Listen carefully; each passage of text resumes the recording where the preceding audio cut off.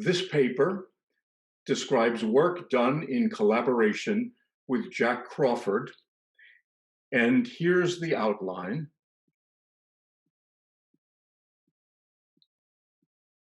Jack is an undergraduate computer science student from my 2019 Villanova University course on computer ethics.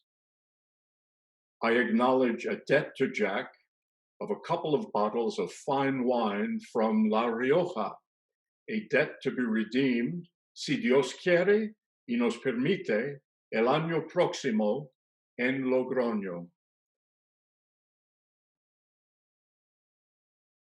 This is the bitter history of two series of accidents in which the same pattern of irresponsible and dishonest practice was repeated with disturbing fidelity at 30 years removed.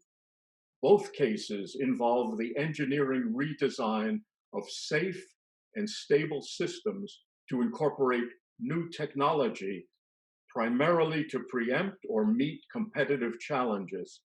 In both cases, a life and safety critical task was placed exclusively under software control without adequate human or hardware override and without understanding of the true complexity of the task.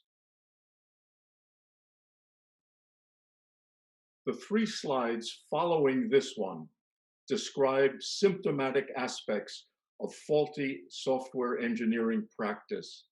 Each is indicative of the unhelpful effects of the rush to market and incompatible with the difficulties inherent in the safety critical tasks being implemented in software.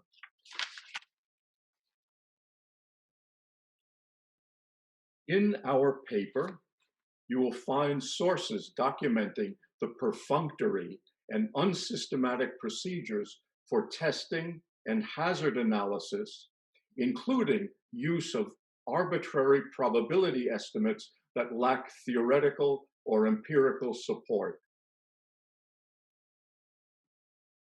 In both instances, latitude appropriately afforded in the regulatory process was grossly abused in the interest of concealing complications that ought to have been forthrightly addressed. Documentation as a scant and scattered afterthought with little or no consideration of the perspective of the user is a further sign of poor and irresponsible practice. Users of the two systems, low-level operators of the FERAC, and highly trained airline pilots are at two extremes in terms of technical preparation, but both were rendered helpless in the face of peril because essential information was withheld from them.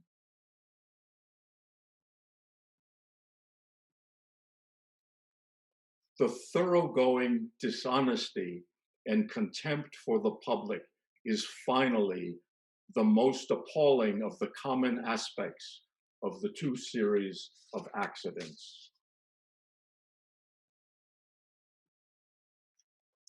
I considered AECL's claim of improvement in safety of at least 5 orders of magnitude the single most outrageous statement of its type until Boeing engineers estimated the probability of a certain non-catastrophic failure as 1 in every 223 trillion hours of flight. Boeing used this estimate to justify reducing the number of sensors required to confirm this condition from 2 to 1, creating the single point of failure that led to the accidents. Parenthetically, in its first year of service, the entire 737 MAX fleet logged 118,000 hours of flight.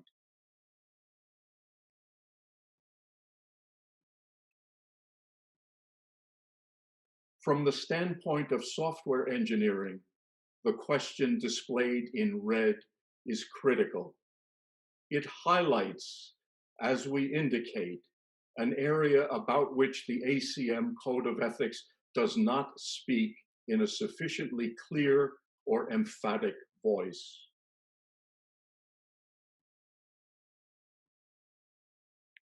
Rereading the revised ACM Code of Ethics, the entire diffuse word log document, we are left with the impression expressed long ago by the great actress Tallulah Bankhead.